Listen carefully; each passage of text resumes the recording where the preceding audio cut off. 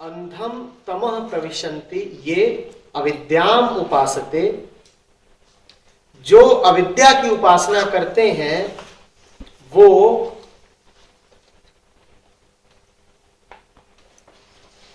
अंधेरे में प्रवेश कर जाते हैं। जो अविद्या की उपासना करते हैं वो अंधेरा ही पाते हैं चारों तरफ। अविद्या क्या है? संसार से जो भी ज्ञान मिलता है उसको कहते हैं अविद्या। विद माने स्वयं जानना,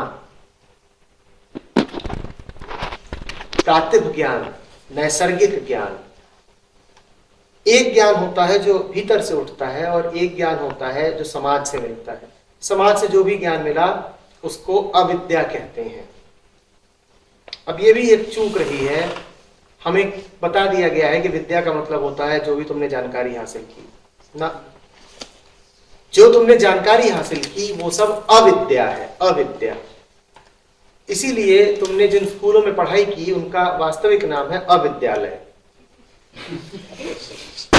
हाँ, हंसने की बात नहीं है, क्योंकि उनमें जो तुम्हें दिया जा रहा है वो अविद्या है। History, geography, English, Hindi, maths, ये सब अविद्या है। ये सब अविद्या है, ये विद्या नहीं है। इनको ये मत कहा करो ये विद्या है, ये विद्या नहीं है। विद्या मात्र आत्मज्ञान है, सिर्फ वही विद्या है। ऋषि तुमसे कह रहे हैं कि जो लोग अविद्या की उपासना करते हैं वो जाकर के अंधे कुएं में गिरते हैं। लेकिन उसके आगे जो बात कह रहे हैं बड़ी खतरनाक है। ततो भूय इव ते तमो यउ विद्यायाम रताः। लेकिन उनसे भी ज्यादा अंधे कुएं में वो जाकर के गिरते हैं जो दिन रात विद्या में रत रहते हैं। अविद्या वाले तो गहरे कुएं में जाके गिरेंगे, वो तो ठीक ही है, क्योंकि उन्होंने किया क्या, उन्होंने सिर्फ संसारी जानकारी इकट्ठा कर ली। लेकिन विद्या वाले और ज्यादा गहरे कुएं में जाके गिरेंगे। कारण ये है, शब्दों के चयन पे ध्यान दो। विद्यायाम रताः, जो विद्या में रत है। रत, यदि तुम विद्या में रत हो रहे हो तो वो विद्या नहीं है, वो विद्या जैसी लग रही है पर वो अविद्या ही है। अटैचमेंट हो गया है। गीता विद्या है पर तुम्हें गीता से मोह हो सकता है। उपनिषद विद्या है पर विद्या तो भीतर से उठती है। तुम्हें अगर उपनिषद से मोह हो गया तो यह अविद्या ही है। उपनिषद मात्र इस अर्थ में विद्या है कि उनकी मौजूदगी में तुम्हारे भीतर से विद्या उठ सकती है। पर अगर तुम्हें उपनिषद से और गीता से ही मोह हो गया तो यह अविद्या है, और यह ज्यादा खतरनाक अविद्या है क्योंकि यह विद्या का रूप लेकर के आई है, धोखा देगी। जब अविद्या साफ साफ अविद्या हो तब तुम उससे बच सकते हो, लेकिन जब अविद्या विद्या के कपड़े पहन करके आ जाए तब उससे बचना बहुत मुश्किल हो जाता है। तो इसीलिए ऋषि तुम्हें सावधान कर रहे हैं, तुमसे कह रहे हैं कि अविद्या में रहे तब तो तुम्हारा कष्ट पाना पक्का है। लेकिन अगर तुम विद्या से भी आसक्त हो गए, रत हो गए, तो तुम और गहरा कष्ट पाओगे।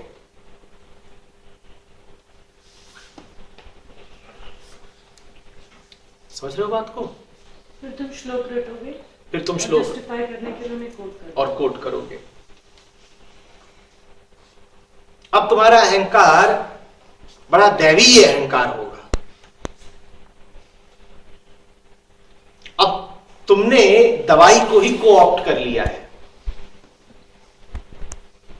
तुम ऐसे समझो कि एक वायरस है, दवाई बनाई गई थी उस वायरस को मारने के लिए, और वायरस ने कुछ ऐसा अपना म्यूटेशन करा। वायरस जानते हो ना, ये सब कर लेते हैं कि वो दवाइयों के प्रति रेजिस्टेंट हो जाते हैं। वायरस ने कुछ अपना ऐसा म्यूटेशन करा कि जो दवाई उसे मारने आती थी उसने उस दवाई को अपनी खुराक बना लिया। अब जितनी दवाई उस पर डाली जाती है वो उतना और तगड़ा होता है, पीता है, उसको कहता है बढ़िया है। ये बढ़िया चीज है। अब तो बड़ी खतरनाक हो गई है बीमारी, क्योंकि दवाई खुराक बन गई है, और ये बहुत होता है,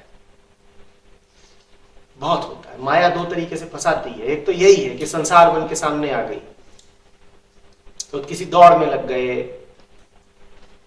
या काम वासना, घर परिवार, प्रतिष्ठा। एक तो ये है। दूसरा तरीका है वो और खतरनाक है। क्या है दूसरा तरीका? मैं ज्ञानी हूं,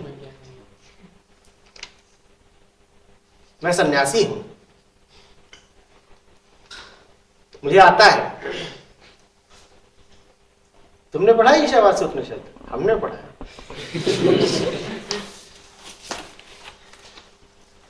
आए चले आते हैं कॉलेज टाई लटका करके। क्या जानते हो तुम?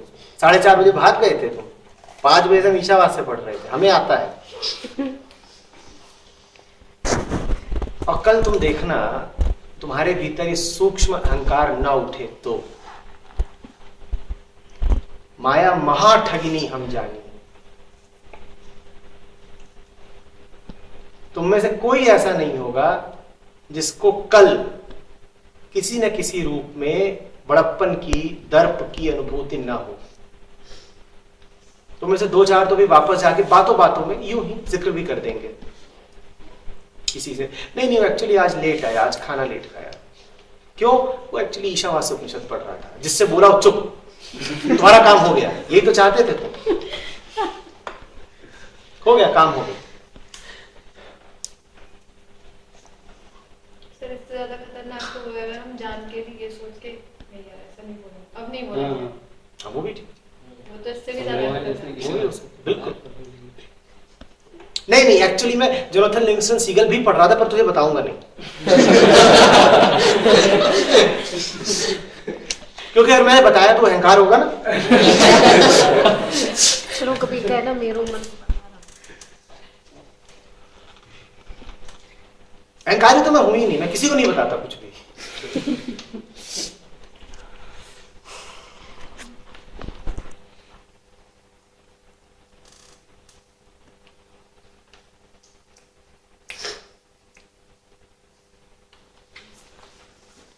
तो सर ऐसे केस में क्या करना चाहिए सर? अगर अविद्या है तो सर हम डूबेंगे, और विद्या ले रहे हैं तो और गहरे पानी में डूबेंगे, तो ऐसे केस में क्या किया जाए सर? जो लेने वाला है उसको डुबो दो। ये जो बीमारी बैठी हुई है ना, जो कभी अविद्या से चिपकती है, कभी विद्या से चिपकती है, इस बीमारी को ही डुबो दो। इसका तो स्वभाव है चिपकना। ये क्या करेगी? कहेगी पैसा कमाना है, पैसा कमाना है, पैसा नहीं कमा पाई तो ज्ञान कमाना है, ज्ञान कमाना है। पर इसे चाहिए जरूर कुछ, चाहिए जरूर कुछ। ये नहीं तो ये सही, ये नहीं तो ये सही।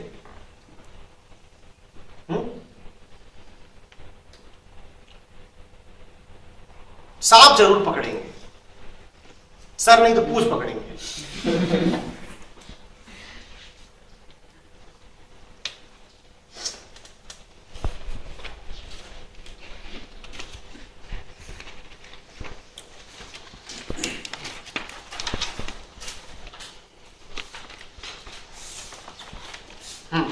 जो अगला है उसको ध्यान से समझेंगे। द पाथ ऑफ अविद्या and the path of Vidya. Bracket में जो कुछ लिखा है वो बदतमीजी है, उसको बिल्कुल काट दो और बिल्कुल ध्यान मत देना।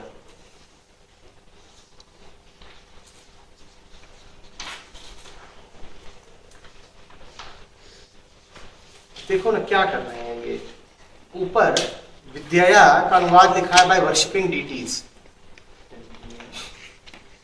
विद्या का मतलब हुआ विद्या से, और उसका अनुवाद किया है बाय वर्शिपिंग डीटीज, मूर्तियों की पूजा करने से। अरे विद्या माने विद्या से।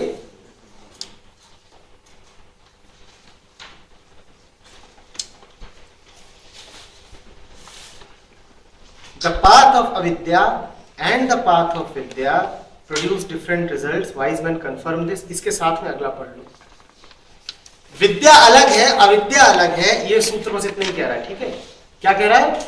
विद्या अलग है, अविद्या अलग है, दोनों के रास्ते अलग हैं। अब देखो अगला क्या कह रहा है। The one who worships Vidya and also avidya, वह अमर हो जाता है।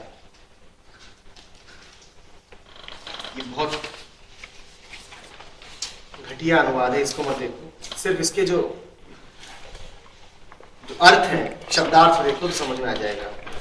विद्याम च विद्याम, विद्या और अविद्या जो दोनों को जानता है वो अविद्या को जानने से मृत्यु के परे हो जाता है और विद्या को जानने से अमरत्व को प्राप्त कर लेता है। पिछला सूत्र कहता है विद्या और अविद्या दोनों के रास्ते। ये सूत्र कह रहा है जो दोनों को एक साथ जानता है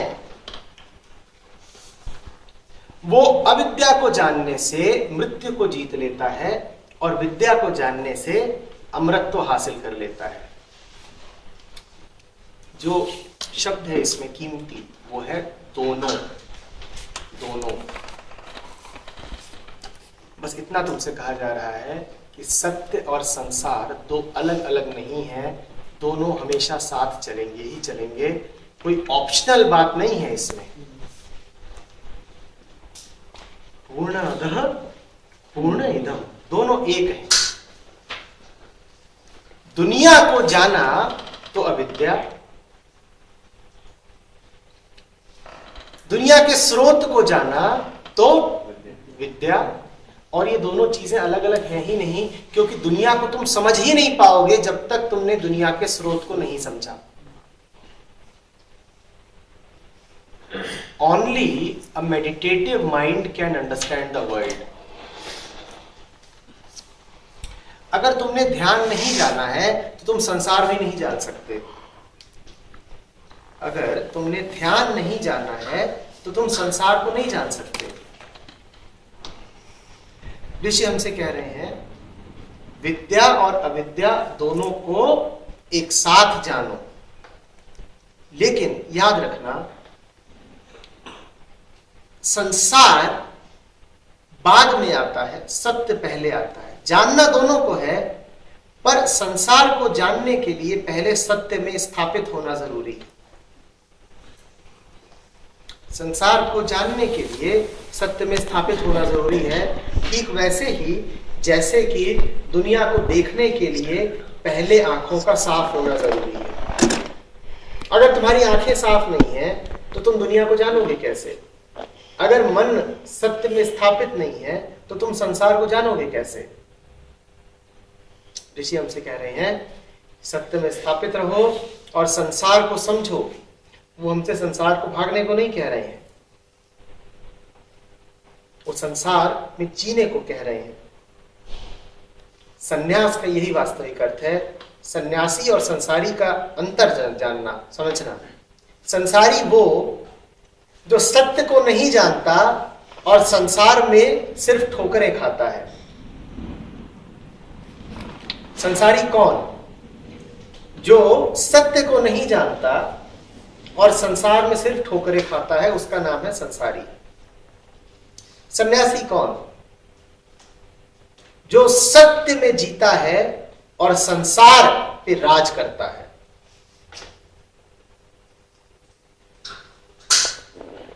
बात समझ रहे हो?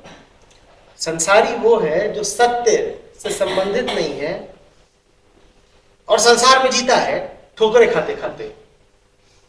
सन्यासी वो जो सत्य में स्थापित है और इस कारण संसार पे राज करता है। सन्यासी वो नहीं है जो दुनिया से भाग गया है। सन्यासी वो है दुनिया पे राज करता है। हम शाहन के शाह। सन्यासी वो जो विद्या और अविद्या दोनों का मालिक है, जो सत्य और संसार दोनों का मालिक है। बात आ रही है समझ में? इसमें बात आती है, अविद्या को जान करके मृत्यु के भय से मुक्त हो जाता है और विद्या को जान करके अमर हो जाता है। मतलब क्या है इसका? बहुत साधारण मतलब है। भय सारे किसको लगते हैं? क्या है तुम्हारे भीतर जो डरता है? मन। अविद्या का अर्थ है संसार को जानना, संसार का जानने का अर्थ है मन को जानना। और मन ही क्या करता है? डरा रहता है मौत से। अविद्या को पूरी तरह जिसने समझ लिया वो मौत के डर से मुक्त हो जाएगा, और विद्या को जिसने जान लिया वो वहां स्थापित हो जाएगा जहां मौत आती नहीं, अमरता में। अंतर समझना दोनों बात का। मन की वो दुनिया है जहां डर मौजूद है। मन अधिक से अधिक ये कर सकता है कि डर से मुक्त हो जाए। मन डर से मुक्त हुआ तो मन बचा ही नहीं। अब मन इससे आगे नहीं जा सकता। मन ने क्या किया? मन डर से मुक्त हो गया। तो जब मन की बात होगी यानी अविद्या की बात होगी तो बस इतना ही कहा जाएगा कि डर से मुक्ति मिल गई, लालच से मुक्ति मिल गई। ठीक है, अब मन रहा नहीं। अब जो बचा है उसको आत्मा कहते हैं, वही स्रोत है, वहां अमरता है। मन की दुनिया में अमरता नहीं है। मन की दुनिया में क्या है? मन की दुनिया में मरने के डर से मुक्ति हो सकती है पर अमरता नहीं हो सकती। मन की दुनिया 0 तक जाती है। मन नेगेटिव में जीता है। मन किस में जीता है? नेगेटिव में। नेगेटिव माने डर। जैसे जैसे नेगेटिव कम होते जाएंगे वैसे वैसे मन साफ होता जाएगा। तो मन का जो पीक पॉइंट है वो क्या होगा? 0। मन वहां आगे रुक जाएगा। आत्मा ग्रेट पॉजिटिव में जीती है। तो आत्मा का पीक पॉइंट इनफाइनाइट जॉय है, इनफाइनाइट ब्लिस है। तो मन की जब बात होगी तो बस इतना कह दिया जाएगा कि मृत्यु के डर से मुक्ति 0। Now you are free of the fear of death. जब आत्मा की बात होगी तो कहा जाएगा अमरता प्राप्त हो गई, आनंद। मन आनंद का अनुभव नहीं कर सकता क्योंकि जहां आनंद है वहां मन है ही नहीं। मन कहां है? जहां पीड़ा है।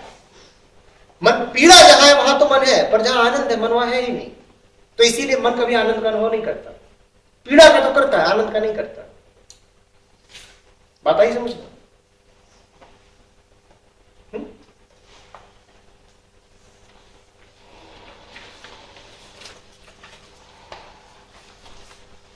तो सर हम यही कहते हैं कि इस काम करने में मन लग रहा है, मजा आ रहा है। अभी हमने कहा कि मन पीड़ा का तो अनुभव कर सकता है। अगर तुमको 10 यूनिट की पीड़ा थी और वो 5 यूनिट की रह गई है तो तुम्हें कैसा लगेगा? -10 से -5 पे आ गई, तरक्की हो गई, प्रमोशन हो गया। पहले बहुत जोर की मिर्ची लग रही थी, अब कम लगती है। पर कम मिर्ची को आनंद तो नहीं बोलोगे, या बोलोगे? यही हमारे सुख दुख हैं। दुख का मतलब है -10 और सुख का मतलब है -5। आनंद क्या है? जो 0 के बाद शुरू होता है।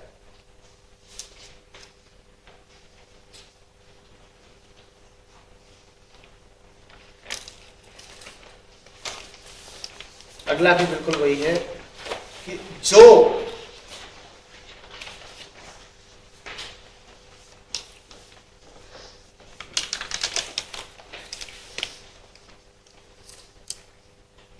संसार की उपासना करते हैं वो तो अंधे कुएं में जाते ही हैं, पर जो सत्य की उपासना करते हैं वो और अंधे कुएं में जाकर के गिरते हैं। अब यहां तो सीधे अंधा तमह प्रविशन्ति। जो संसार की उपासना करते हैं उनको तो कोई बचा सकता नहीं। संसारी को कोई बचा सकता नहीं। उसके हिस्से में सिर्फ पीड़ा, कष्ट, कलह आती है। लेकिन जो ये सत्य के साधक होते हैं इनकी और ज्यादा दुर्गति होती है। ऋषि कह रहा है संसारी की तो दुर्गति जो होती है सो होती ही है, सत्य के साधक की और गहरी दुर्गति होती है। क्योंकि सत्य का साधक वास्तव में संसारी ही है, बस वो नाटक कर रहा है कि मैं साधक बन गया हूं, इसलिए दुर्गति होती है। सर जो ऋषि है उसके साथ भी मतलब ये केस हुआ, वो नाटक कर रहा है। नाटक कर रहा है। फिर हम क्या कर रहे हैं? वो नाटक कर रहा है, हमें बना रहा है और हम बन रहे हैं। क्यों?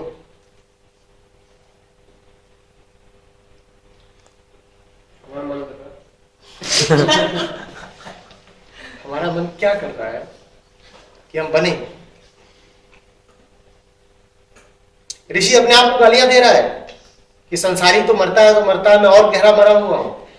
ये उपनिषद इसलिए लिखा है उसने। नहीं तो जैसा आपने कहा था कि नहीं है कि जो संसार को जान रहा है, मतलब जिसने जो संसारी वो तो मर ही रहा है, जो संसार को जान चुका है वो और ज्यादा मर चुका है। मैंने ये कहा इतनी देर तक इसी टाइप का कुछ हम इतनी देर से क्या समझना चाह रहे हैं, क्या उदाहरण ले रहे हैं? हम कह रहे हैं कि अहंकार छुपने के तरीके खोजता है और सत्य की साधना उसे एक तरीका मिल जाता है छुपने का, और बड़ा पवित्र सा तरीका।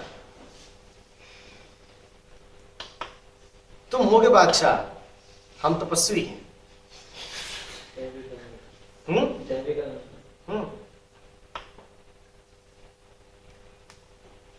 तुम टॉपर हो क्लास के, तो क्या हो गया? हम ईशावास से पढ़ते हैं।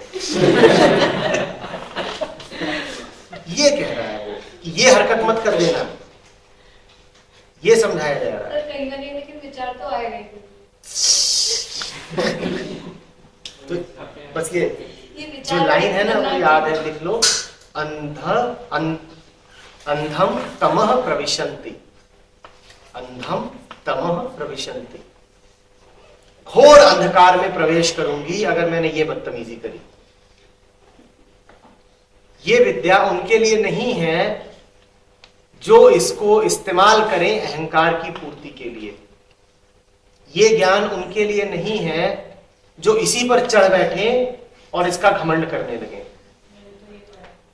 हाँ, ये सिर्फ उनके लिए है जिनका मन साफ है, निर्मल है, वरना आप में पात्रता नहीं है फिर इस ज्ञान की। अगर आपके भीतर जरा भी घमंड उठा तो आप अंधे से ज्यादा अंधे कुएं में जाके गिरेंगे।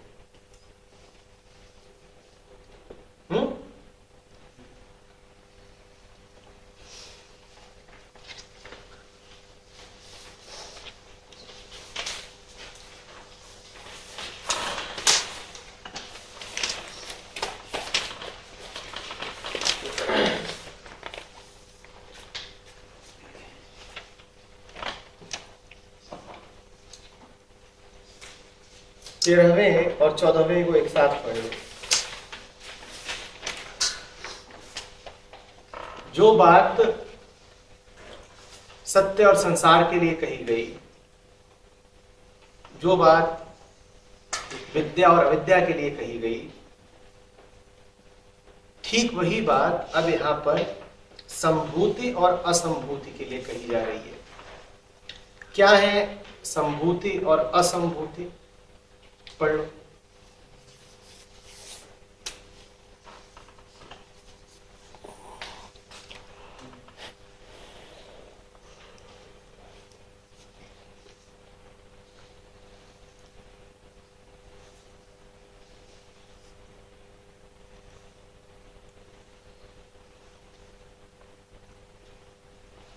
तो संभूति जो सामने है,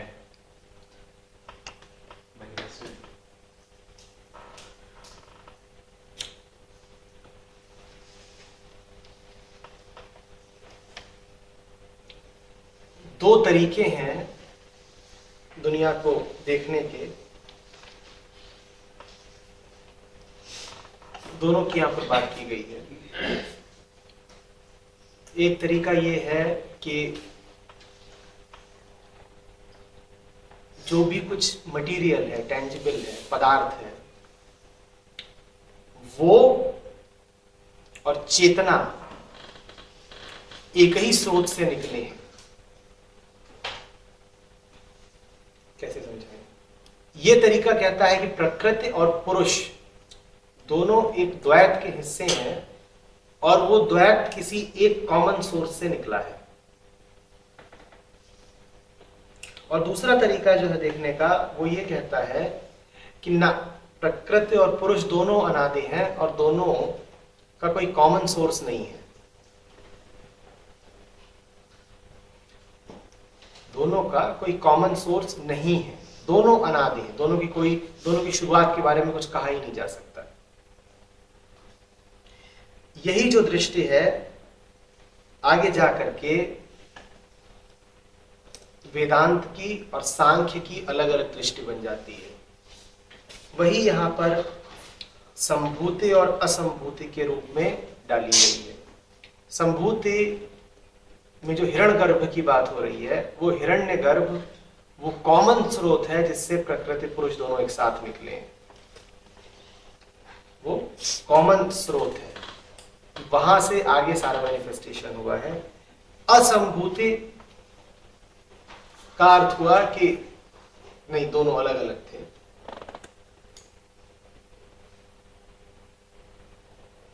इसको तुम तब तक समझ नहीं पाओगे जब तक तुमको थोड़ा और सांख्य में न ले जाया जाए।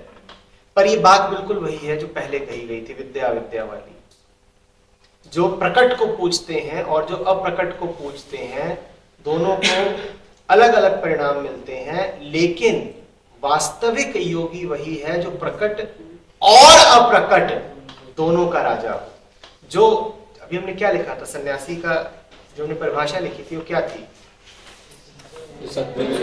जो सत्य में स्थापित हो और संसार पे राज करता हो। जो सत्य में स्थापित हो और संसार पे राज करता हो, वही है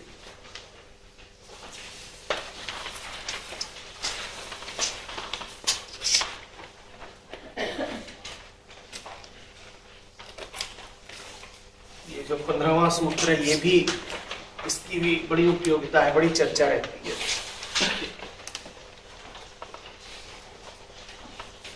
सत्य सोने के आवरण से छुपा हुआ है।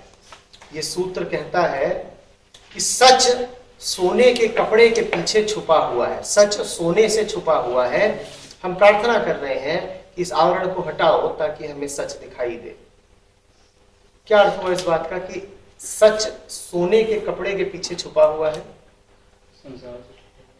लालच, माया सोना बन गया। माया, वो सब कुछ जो हमें कीमती लगता है, वो सब कुछ जो हमें मूल्यवान लगता है। सच हमारी वैल्यूज के पीछे छुपा हुआ है, हमारे मूल्यों के पीछे छुपा है।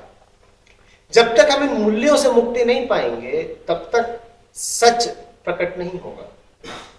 सच हमारे लालच के पीछे छुपा हुआ है, जब तक लालच से मुक्ति नहीं पाएंगे तब तक सच प्रकट नहीं होगा। एक स्वर्ण पात्र, एक पात्र की इसमें लक्षणा दी गई है जिसका मुंह स्वर्णावरण से ढका हुआ है। बहुत सांकेतिक बात है। सच दिख जाए, अगर तुम में इतनी निर्दोषता हो कि वो सोने का कपड़ा हटा सको। हमें सच अगर जीवन भर मिलता नहीं तो उसकी वजह यही है, हम झूठों में अगर जीते हैं, सच्चाई से हमारा कोई रिश्ता नहीं बन पाता, तो उसकी वजह यही है कि मन में लालच बहुत है। लालच और मूल्य जुड़ी हुई बातें हैं। मूल्य का अर्थ है किसी चीज को कीमत देना। हम कहते हैं ना, मेरे जीवन मूल्य, मेरी वैल्यूज। जहां भी कहीं वैल्यूज हैं वहां ट्रुथ नहीं हो सकता। जहां भी कहीं वैल्यूज हैं वहां ट्रुथ नहीं हो सकता, क्योंकि वैल्यू का अर्थ है कि मन किसी चीज को कीमत दे रहा है और मन जिसको भी कीमत देगा वो आंशिक होगा, वो पूर्ण नहीं हो सकता। उदाहरण के लिए तुम्हारा मन कीमत दे सकता है, भाई मैं शांति को बहुत कीमत देता हूं। अब वास्तविक बात यह है कि अस्तित्व में शांति और युद्ध दोनों के लिए जगह है, पर तुम एक आंशिक चीज को कीमत दे बैठोगे। वैल्यू दे दिए। याद रखना, जिसको तुम वैल्यू देते हो उसके विपरीत को क्या करते हो? डिस्कार्ड कर देते हो ना। अब सच नहीं मिलेगा, क्योंकि सच क्या है? सच टोटल है, पूर्ण है। और तुमने क्या किया? तुमने एक हिस्से को चुन लिया और एक हिस्से को ठुकरा दिया। अब तुम्हें सच मिलेगा नहीं। इसीलिए बहुत जरूरी है कि जीवन मूल्यों से मुक्त रहे। हम जो कहते हैं लालच, वो भी मूल्य की बात है। तुम रुपए को क्या देते हो? मूल्य। यही तो लालच है। तुम प्रतिष्ठा को क्या देते हो? मूल्य। यही तो लालच है। मूल्य का अर्थ है चॉइस करना, एक चीज चुनना, दूसरे को न चुनना। और जीवन चॉइसलेस है, निर्विकल्प है। उसमें जहां कहीं भी मूल्य आएंगे वहां यही होगा कि सत्य मूल्यों के पीछे छुपा हुआ है। The face of truth is hidden by a shining disc. Please remove the disc so that I, a seeker of truth, may see you.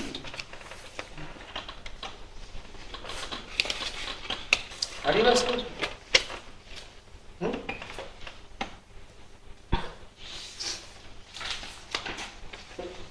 Please remove the disc. So, प्रार्थना है, प्रार्थना।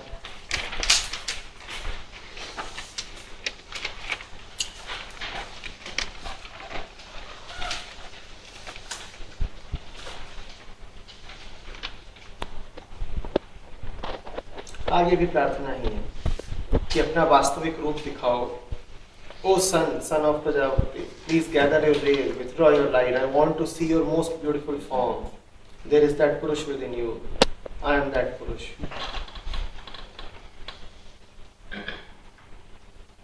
पूर्ण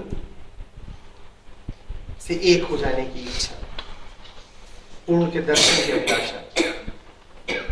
और याद रखना, ये इच्छा भी तभी उठती है जब पहले वो ज्ञान हो जो आखिरी पंक्ति में है, आई एम दैट पुरुषा। तुम में और मुझ में कोई अंतर नहीं है, अपना स्वरूप दिखाओ। प्रार्थना चाहे ये करो कि अपना स्वरूप दिखाओ, चाहे ये कहो कि मैं खुद को जानूं, एक ही